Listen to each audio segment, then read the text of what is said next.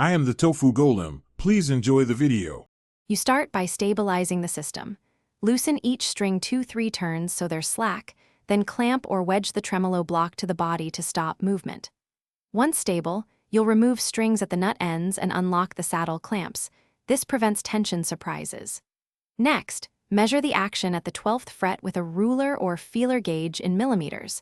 This tells you how much to raise or lower. Make sure to note the initial measurements so you can reverse or compare adjustments later. You now tackle the saddle screws. Use the correct Allen key, usually 1, 5 mm or 2, 5 mm, and turn each saddle screw to raise or lower the string height. Adjust in small increments about 0, 2 to 0, 5 mm, then retune and recheck the action at the 12th fret. Once done, inspect neck relief with a capo at the 1st fret and press at the last.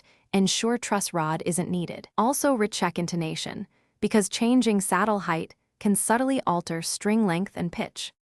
You finish by locking each saddle clamp and the locking nut, then stretch and retune strings several times until tuning stabilizes. This seats strings and confirms action feels right. Once tuned, play across the neck to confirm no fret buzz and that chord's ring. If buzz appears, reduce height by about 0, 2 mm, or adjust truss rod for relief. If tuning drifts, make sure the tremolo block is seated and spring tension balances the string pull. Adjust claw screws in small steps.